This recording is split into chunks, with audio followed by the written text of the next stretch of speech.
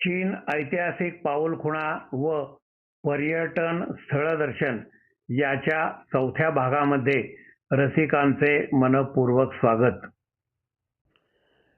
बीजिंगमधील प्रसिद्ध ठिकाण म्हणजे साम्राज्यशाही, साम्यवाद आणि आधुनिक राष्ट्रवाद याचा संगम असलेले तिआनमेन चौक. तिआनमेन म्हणजे स्वर्गीय शांततेचे प्रवेशद्वार, परंतु येथे ज्या घटना घडल्या त्या नेमक्या या सर्वांच्या विरुद्ध होता. जगातल्या सर्व मोठ्या सार्वजनिक चौकापैकी हा एक चौक आहे. मिंग आणि छिंग राजवटीमध्ये राजवाड्याबाहेरचा हा भाग समारंभासाठी वापरण्यात येत असे. 1919 साली मे 4 हे विद्यार्थ्यांनी आंदोलन छेडलेले होते.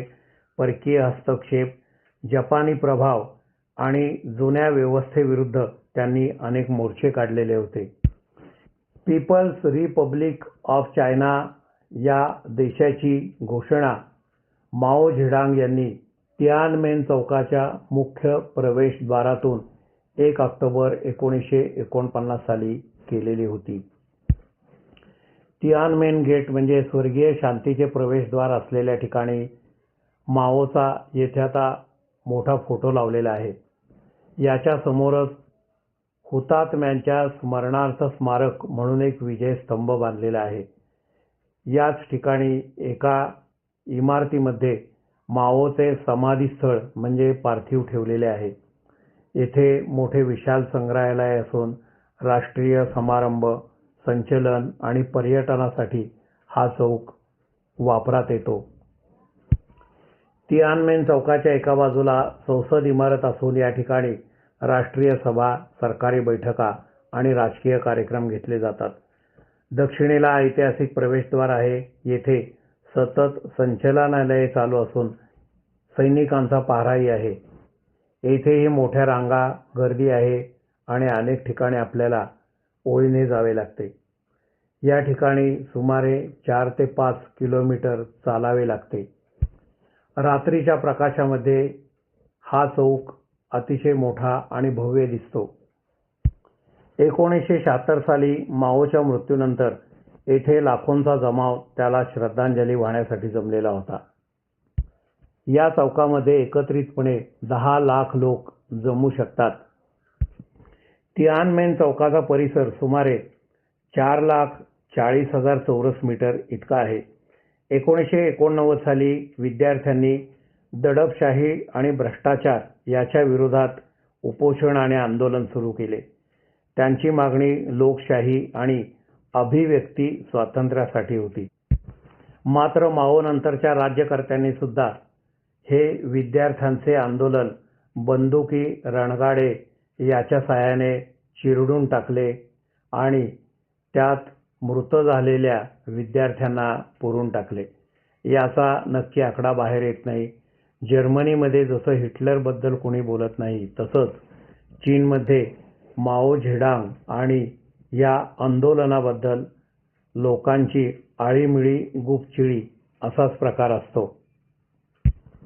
तिआनमेन चौकाची निर्मिती प्रक्षोभातून झालेली आहे असे समजले जाते. यामध्ये चीनमधील अनेक पिढ्या भरडल्या गेलेल्या आहेत. या ठिकाणी पूर्वी मिरवणुकीचा भव्य राजरस्ता आणि दुतर्फा मानकऱ्यांचे प्रशस्त वाडे होते. 1911 साली सम्राटशाहीचा पाडाव झाल्यानंतर हे सर्व वाडे पाडले गेले आणि त्याचे मोठ्या चौकामध्ये रूपांतर करण्यात आले. सुमारे 5,000 वर्षात सामान्य लोकांचे पाऊल येथे पडलेले नव्हते, परंतु आता तिआनमेन चौकाने मोकळा श्वास घेतला आहे असे म्हणायला हरकत नाही. तिआनमेन चौकातून पुढे गेल्यानंतर फोरबिडन सिटी अर्थात निषिद्ध शहर हा भाग आपल्याला लागतो. चीनच्या सम्राटांचे वैभव, भीती, सत्ता, पतन याची ही एक जिवंत कहाणी आहे.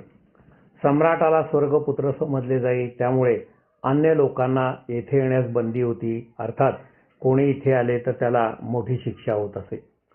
1406 ते 1420 या काळामध्ये या वास्तूची निर्मिती झाली.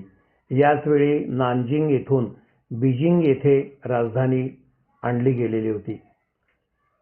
हे निषिद्ध शहर उभारण्यासाठी सुमारे 10 लाख कामगार आणि कारागीर यांनी येथे काम केलेले आहे. 500 वर्ष मिंग आणि चिंग सम्राट या ठिकाणी राहत होते व त्यांनी राज्य केलेले आहे.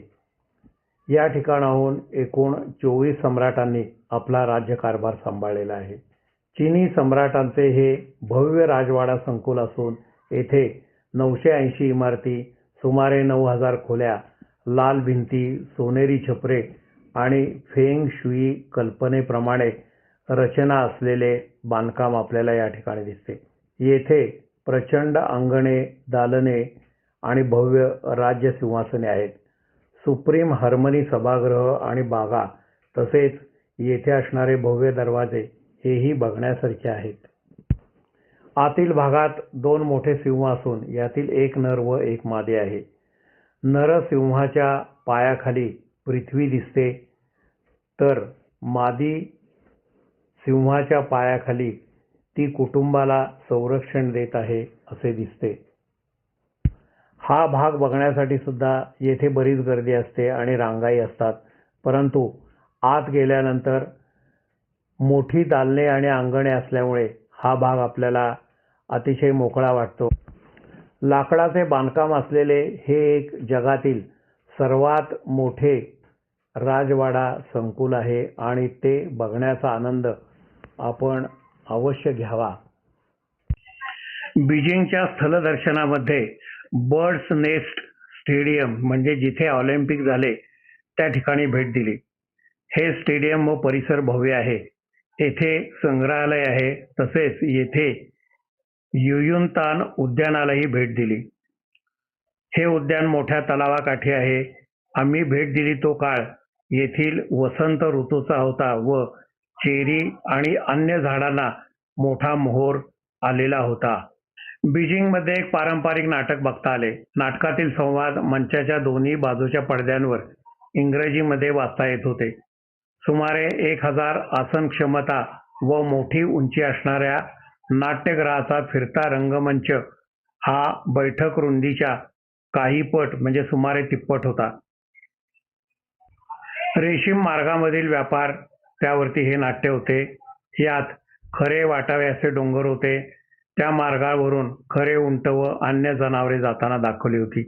यात मोठे धबधबे हे सुद्धा खरे होते आणि त्याचे पाण्याचे तुषार प्रेक्षकांमध्ये अंगावर पडत होते. हा भव्य सोहळा बघणे हा एक अविस्मरणीय प्रसंग होता.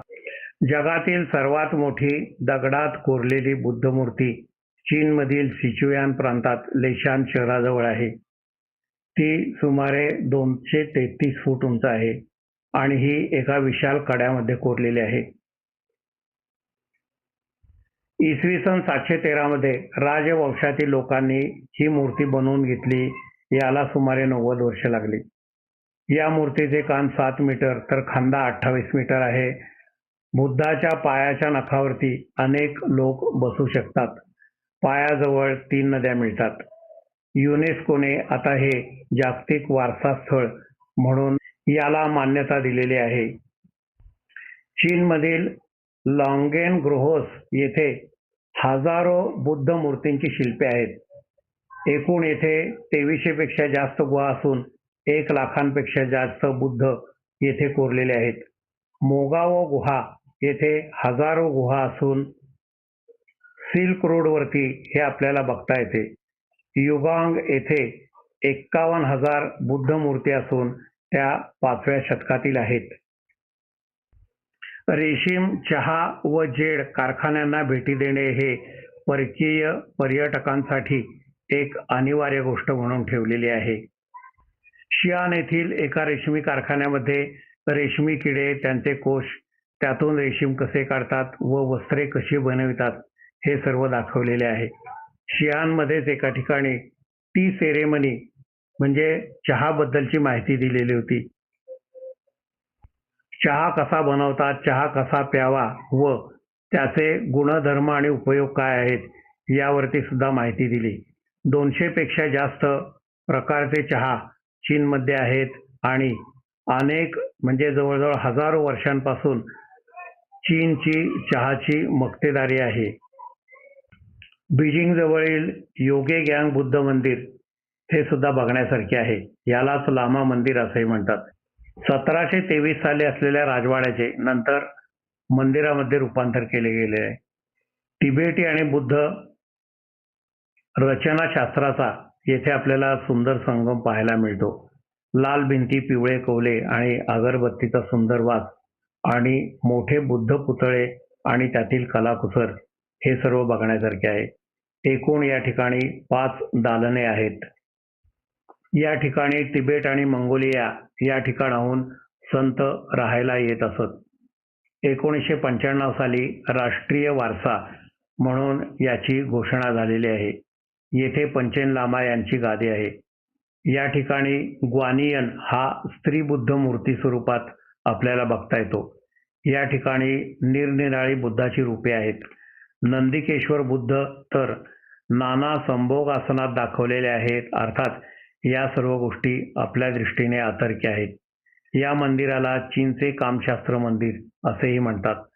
मैत्रेय बुद्ध ही 18 मीटर उंचीची सुमारे 5 मजली मूर्ती असून ही रक्तचंदनातील एकमेव असलेली शंख, चक्र, गदा, पद्म आणि किरीट कुंडले असलेली मूर्ती आहे.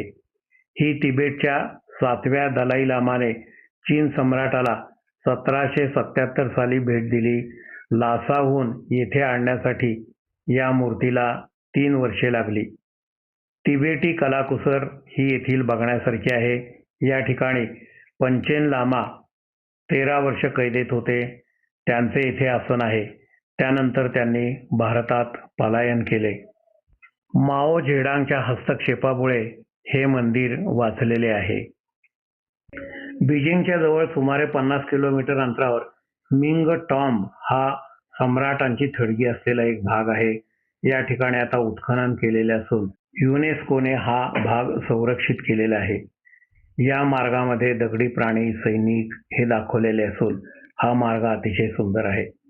सम्राटांच्या अंत्ययात्रेमध्ये त्यांच्या राण्यांची सुद्धा अंत्ययात्रा निघत असत. म्हणजे सम्राटाच्या मृत्यूनंतर राण्यांना विष देऊन ठार मारले जाई व दोघांची अंत्ययात्रा एकाच वेळी निघत असे व दोघांची थडगी त्यामुळे आपल्याला बऱ्याच ठिकाणी एकत्र बघता येतात. चीनच्या इतिहासामध्ये अनेक वादग्रस्त गोष्टी व घटना घडलेल्या आहेत. त्यांच्या अनेक प्राचीन वास्तू व संस्कृती स्थळांचे परकीयांबरोबर स्वकीयांनीही मोठे नुकसान केलेले आहे. आपण ज्या वास्तू बघतो त्या किती प्राचीन किंवा नंतर किती डागडुजी केलेल्या आहेत हे समजणे अवघड आहे. डॉक्टर द्वारकानाथ कोटणीस यांचे स्मारक, यागोयांग बुद्ध मंदिर, बुद्ध शिल्पे आणि गुहा अशी काही ठिकाणे बघायची राहून गेली याची चुटपुट लागून राहिलेली आहे. आधुनिकीकरणामुळे चीनमधील जुन्या वस्त्या पाडून त्या ठिकाणी नवीन बांधकाम केलेले आहे. ग्रामीण लोकांचे शहराकडे मोठे स्थलांतर झालेले आहे. त्यातून होणारे सांस्कृतिक परिणाम आपल्याला बघावे लागतील. चीनमध्ये खूप वेळ काम केल्याने अनेकांच्या मनावर ताण येतो. त्याचेही आरोग्यावर परिणाम होत असावेत. चीनमधील मुख्य अन्नपदार्थ हे गहू व तांदूळ यापासून बनविले जातात. येथील रहिवासामध्ये फारसे कधी कुणाचे पोट बिघडले नाही व येथे फार तहानही लागत नाही. चीनी लोकांना मांसाहारात कोणताही प्राणी वर्ज्य नाही. बियर ही पाण्यापेक्षा स्वस्त आहे. येथील लोक चहा आवडीने पितात. चहा बनव यासाठी टी चा असा चीनी शब्द आहे. त्यातील टी हा इंग्रजांनी उचलला व चा हा शब्द आपण उचललेला आहे. येथील पार्ट्यांमध्ये चीनी लोक बदक, डुक्कर, गाय यांचे रक्त पितात. बाहेर अनेक जण धूम्रपान करताना दिसतात. मुलींच्या लहान पायाच्या सौंदर्याच्या कल्पना आता कालबाह्य झालेल्या असून आता हाताची मोठी व सुंदर नखे हे सौंदर्याचे प्रतीक झाले असावे. येथील लोक सायंकाळी सूर्योदयास्तादरम्यान जेवण घेतात व बागेत फिरायला जाऊन नाचही करतात. येथे सायकलींचा वापर व पतंग उडवणे याचा लोक आनंद घेत असतात. बहुसंख्य लोक निधर्मी असून सुद्धा मोठा भाग बुद्ध धर्म व कन्फ्युशियस आणि ताओवाद मानणारा आहे. काही ख्रिश्चन व काही मुस्लिम लोकही येथे आहेत. 8व्या शतकात सम्राटाच्या परवानगीने शियांजवळ एक मशीद बांधलेली होती. अनेक वेळा ही मशीद लुटली, मोडली, पुन्हा बांधली गेली आणि सांस्कृतिक क्रांतीमध्ये येथे डुकरे बांधलेली होती. भाषेचा अडसर असूनही येथे वावरणे असुरक्षित वाटत नाही. चीनमधील रहिवासामध्ये काळे, बेडक किंवा पांढऱ्या केसांचे चीनी दिसले नाहीत. येथे भारतीयांना हिंदू असे म्हणतात. हा हिंदुस्थानचा अपभ्रंश असावा. चीनमध्ये लाल रंगप्रिय असून त्यांचा राष्ट्रध्वजही लाल असून त्यावरती तारे आहेत. लाल सैन्य, लाल पुस्तक, लाल सलाम हे सर्व शब्द आपल्याला माहीत आहेतच. चीनमध्ये प्राथमिक शिक्षण अनिवार्य आहे, त्यामुळे येथे मोठी साक्षरता आहे. येथे जादा खाजगी शिकवण्या वर्ग घेणे हा प्रकार नाही. कुशल मनुष्यबळ व मजबूत सरकारी नियंत्रणामुळे मोठे प्रकल्प येथे पटकन पूर्ण होतात. खाजगी संपत्तीस नकार, उत्पादन साधनांचे समान वाटप, धर्मनिरपेक्षता, स्त्रियांचे सबलीकरण, मोठ्या प्रमाणात उपलब्ध झालेल्या पायाभूत सुविधा यांच्या जोरावर चीनने मोठी घोडदौड सुरू केलेली आहे. ठोस धोरणे, शिस्त, दीर्घकालीन नियोजन व कमी सरकारी नियंत्रण यामुळे अनेक खाजगी उद्योग व परदेशी गुंतवणूक चीनमध्ये वाढलेली आहे आणि येथे उत्पादन झालेल्या गोष्टी मोठ्या प्रमाणावर निर्यात होतात. बऱ्याच दशकांपासून चीनने जगाशी संबंध तोडलेले होते किंवा मर्यादित होते. येथे राजकीय व वैयक्तिक स्वातंत्र्यावरही मर्यादा होत्या आणि आहेत. चीन व रशिया दोन्ही कम्युनिस्ट. रशियाची शकले झालेली पाहून चीनने आता सबुरीचे आणि नरमाईचे धोरण स्वीकारलेले आहे. सुमारे 2000 नंतर आता जगाशी मर्यादित का होईना पण संबंध वाढवले जात आहेत. आधुनिक तंत्रज्ञान व सैन्य शक्तीच्या जोरावर चीन आता जगातील महासत्ता बनू पाहत आहे. प्रदूषण, वाढणारे वाळवंट, वृद्धांची वाढती संख्या, वाढती गरीब श्रीमंत दरी ही चीनची अंतर्गत आव्हाने आहेत. राजकीय गोष्टीवरती सामान्य लोक किंवा आपला मार्गदर्शक यांना भाष्य करण्यासाठी बंदी आहे. लोकांवर अभिव्यक्ती होण्याच्या क्रियेवरती मर्यादा, भारत अमेरिका यांच्याबरोबर असलेले आंतरराष्ट्रीय तणावाचे संबंध, वाढते कर्ज ही सरकारसमोरची बाह्य आव्हाने आहेत.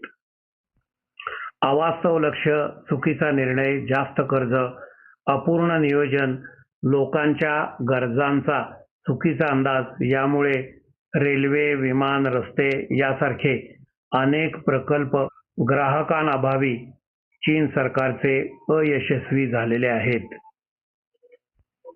चीनमधील त्यांची अभूतपूर्व प्रगती बघून मन थक्क होते. आपल्यालाही त्यांच्यापासून बरेच शिकावे लागेल. आपल्यालाही आता एक मोठा पल्ला गाठावा लागेल. अर्थात लोकांच्या दृष्टीने चीन हा सोन्याचा असला तरी तो एक पिंजरा आहे. बुद्धांचे अनेक ठिकाणे चीनमध्ये आहेत. युद्ध नको मज बुद्ध हवा याकडे चीनने लक्ष दिले तरी खूप काही गोष्टी चांगल्या होतील असे वाटते. चीनहून परत आल्यानंतर अभिव्यक्ती स्वातंत्र्य देणारा माझा भारत मला खूप मोठा वाटला. धन्यवाद.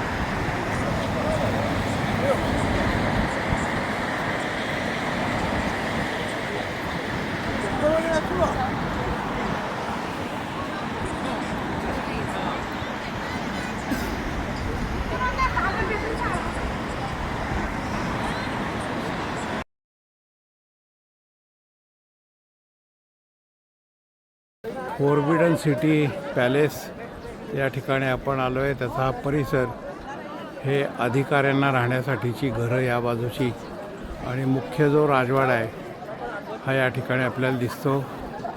पूर्वी इथे येण्यासाठी बंदी होती म्हणून याला फोरबिडन सिटी असं म्हणलेलं आहे. आणि पलीकडची ही घरं दिसतात आपल्याला. याच्या मागे एक देऊळ आहे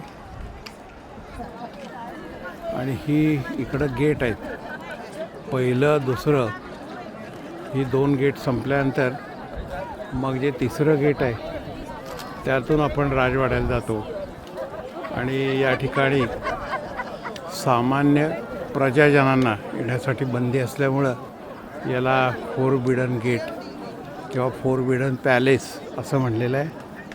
आणि मात्र आता आपण इथं सहज फिरू शकतो. इथं काही लोक वरही गेलेले.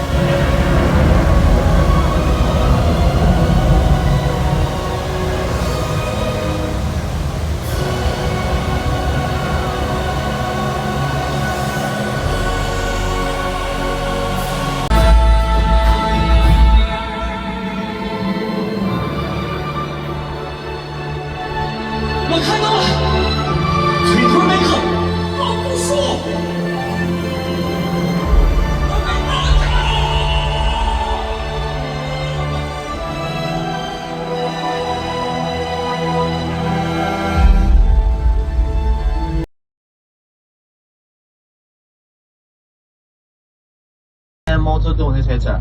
The wall in Beijing is very not good for traffic. It's not good for the city. They smash the wall. They damage the wall in Beijing. They put the wall into the mall. That's quite pity. In Xi'an, this one was only one completely survival, complete from the other side. But you need to through the bridge. Through the bridge in old times, through the bridge to go in and get out. In the evening, they leave the bridge, so people are saved inside. People ask me why there's so many towers. Because the gate was very important. It was a strategic point. What happened to the enemy if they attacked the